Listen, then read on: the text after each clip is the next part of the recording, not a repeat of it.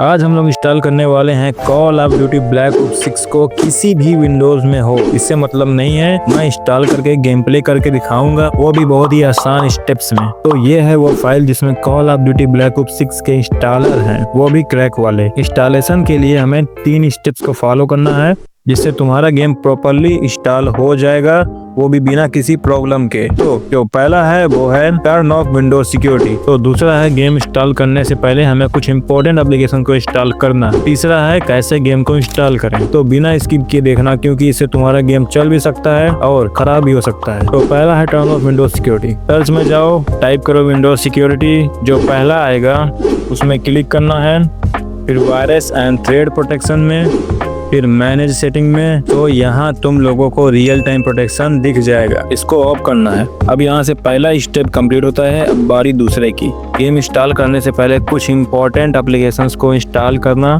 तो देखो यार, गेम तो तुम लोग इंस्टॉल कर लोगे, लेकिन रन करते टाइम किसी भी टाइप का एप्लीकेशन एरर आ गया तो क्या करोगे।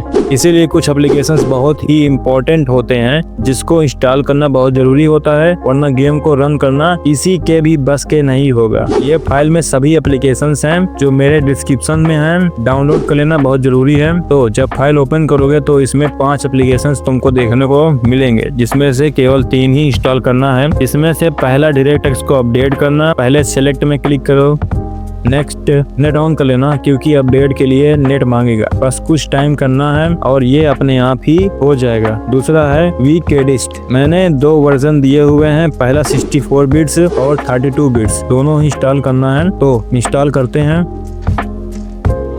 फाइनली दोनों इंस्टॉल हो गए। अब बारी है तीसरे और आखिरी स्टेप के बारे में। तो हमने विंडोज सिक्योरिटी को टर्न ऑफ कर दिया, सारे मेन फाइल्स डाउनलोड कर लिए। अब कैसे इंस्टॉल करना है इसके बारे में बताता हूँ। तो यह है call of duty black ops 6 का क्रैक्ड फाइल, जिसमें से इंस्टॉलर को ओपन करना है। यहाँ तुमको गौर करना है, जितनी तुम्हारी रैम फ्री रहेगी, अगर 8 GB रैम फ्री हो रही है तो तुम्हें 8 GB वाले में टिक मार देना है। अगर 4 GB रैम फ्री है, 4 GB वाले में तुम्हें टिक मार देना है, ठीक। क्योंकि देखो, टिक मारना जरूरी है, अदरवाइज तुम्हारा जो इंस्टॉलेशन के दौरान क्रैश कर जाएगा, इंस्टॉल नहीं करेगा। फिर नेक्स्ट में क्लिक करो। नेक्स्ट, अब देखो यहाँ पर डेस्टिनेशन लोकेशन पूछेगा, इसको विंडोज जिसमें इंस्टॉल की है उसको छोड़कर चाहे जिसमें तुम लोग सिलेक्ट कर लो, क्योंकि अगर वायरस इसमें निकलेगा तो पूरा सिस्टम ही इफेक्ट कर जाएगा। चांसेस तो बहुत कम है, लेकिन कोई भी चांस नहीं लेना है। लोकेशन सिलेक्ट करने के बाद नेक्स्ट में क्लिक करके नीचे डायरेक्टक्स को अनटिक करके इंस्टॉल कर लो। मैक्सिमम 30 मिनट में इंस्टॉल कर लेगा। और मैं ऐसा इसलिए बोल रहा हूँ क्योंकि इस गेम को चलने के लिए अच्छा खासा पीसी होना चाहिए, और जाहिर सी बात है तुम लोगों के पास ऐसा पीसी होगा ही, तभी तुम लोग इस गेम को डाउनलोड किए हो। अगर तुम्हारे पास लेटेस्ट SSDs हैं, यानी NVMe कोई भी वर्जन हो, उससे मतलब नहीं है, तो तुम्हारा 15 मिनट के अंदर ही इंस्टॉल हो जाएगा। इंस्टॉलेशन के बाद तुमको ऐसा आइकन देखने को मिलेगा। क्योंकि ये क्रैक है, इसको क्लिक करके ओपन कर लो